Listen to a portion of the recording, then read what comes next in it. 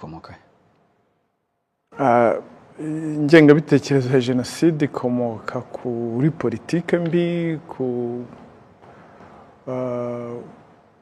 aho ukurikije amateka uko abisobanura, ikomoka kuri politike mbi yaranze ubutegetsi bwabanje bwavanguraga abanyarwanda,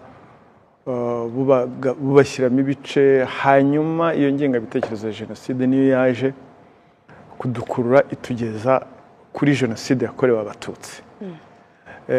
Ibyo rero ni icyaha kibi, kuko ni icyaha kiganisha kwibasira inyokomuntu, jenoside, gukuraho ubwoko bumwe ukaburimbura. Ni ikintu abanyarwanda badakwiriye kujenjekera, ndetse n'undi uwo ari we wese adakwiriye kujenjekera, kuko ingaruka yabyo ni mbi cyane.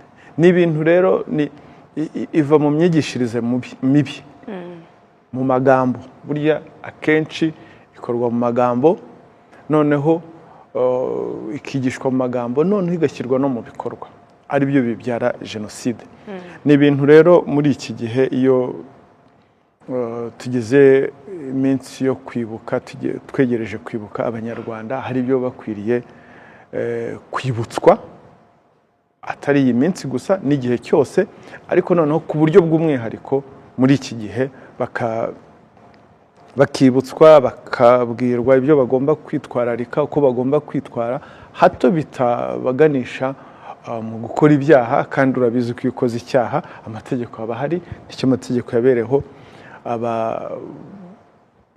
agomba gukurikizwa. Sinzi niba nanakomerezaho wenda tukajya muri iki kiganiro cyo kugaragariza abantu ibyo uko tugomba kwitwara, ariko tunabasobanura n'iyo ngengabitekerezo ya jenoside, ndetse no kwirwanya aho tugomba kubikomora. Mu kudusobanurira munaduha n'ishusho, ibyo ari byo byose tuba twinjiye mu kwibuka ku nshuro ya 32, kwibuka inshuro ya 35 biba byarabayeho. Munatwereke ese iki cyumweru cy'icyunamyo tukinjemo n'igihe cyo kwibuka, ishusho muba mufite mwebwe, kugira ngo munatwereke nyine icyo cyaha abantu bisangamo. Urakoze cyane. Reka wenda kuko tuvuze kwibuka, kwibuka ni ibya buri muntu wese, bikaba umwihariko ku banyarwanda. Iyo tuvuze ngo buri muntu wese bikaba umwihariko ku banyarwanda, n'abanyarwanda twese mu bice ibyo ari byo byose, ari mu gice cy'abakozi ba leta, mu gice cy'abanyamakuru, urubyiruko, imyidagaduro, n'abandi bakora akandi kazi gasanzwe. Ni ukuvuga ngo ni ibintu bya twese, ni inshingano za buri muntu wese, buri muturarwanda wese. Ntabwo ari inshingano zigomba gukorwa n'abantu runaka.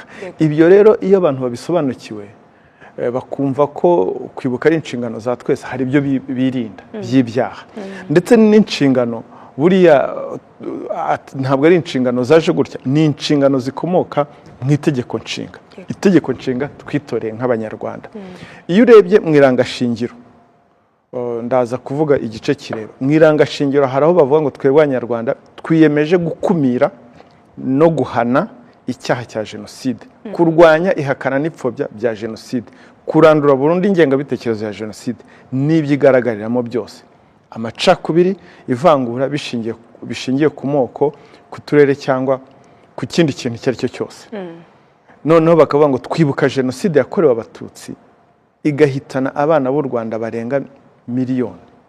Urumva ko iyo bavuze ngo mu irangashingiro, mu itegeko nshinga, ni ukuvuga ngo nibyo duheraho buri muntu wese agomba, nujya kurisoma uvuge ngo itegeko nshinga ryacu rijya gushyirwaho ryashingiye kuri ibi bintu. Hazamo tuzirikane ko amahoro, umutekano, ubumwe n'ubwiyunge by'abanyarwanda ari byo nkingi y'iterambere. Iyo tuvuze rero ngo ubumwe n'ubwiyunge ni inkingi y'iterambere, ni ukuvuga ngo umuntu wese uzanye ingengabitekerezo ya jenoside mu by'ukuri abaganisha gusenya bwa bumwe bw'abanyarwanda. Warumbajije rero ngo ishusho, ubwo waganishaga ku ishusho y'imibare, uko imibare ihagaze. Wenda ndaza kwifashisha imibare wari umbwiye ngo 25. Yego. 25 umwaka ushize byari 483 ibirego twakiriye. Mu mwaka wa 24 yari 454. Ubwo ni ibirego tuba twarakiriye. Ubwo wenda tugereranyije imibare y'imyaka ibiri. Iyo rero ugereranyije wenda iyo ni mu mwaka wose amezi 12, dushobora noneho kugereranya mu minsi 100 yo kwibuka. Iminsi 100 yo kwibuka y'umwaka 2024 na 2025. Mu minsi 100 byari 191, mu 2024, mu 2025 byari 207. Hano urumva ko harimo imibare yagiye yiyongera. Igisobanuro cyaho cy'imibare yagiye yiyongera muri iyi myaka, twabonye abantu bafunguwe barangije ibihano batanga amakuru batanze yari yashingiye aho imibiri y'abazize jenoside yari yarajugunywe. Iyo rero utanze amakuru, icyo gihe iperereza rirakorwa, ugasanga hari abantu bayubakiyeho, barubatse, baratuye. Icyo gihe uwo nguwo wabikoze ahita agwa mu cyaha, kuko yahishe imibiri yari abizi. Noneho mu iperereza hari abo twagiye dusanga n'ubundi bigeze gukekwaho. Icyo gihe rero barakurikirana. Icyo ni izamuka ry'imibare, ariko tubona ko ari izamuka ryiza kuko ni ukuri kwagaragaye. Tekereza umuntu wari umaze imyaka 30 yibaza aho abe bajugunywe kugira ngo abashyingure mu cyubahiro, yumva aruhutse. Ari inzira nayo iganisha ku bumwe n'ubwiyunge.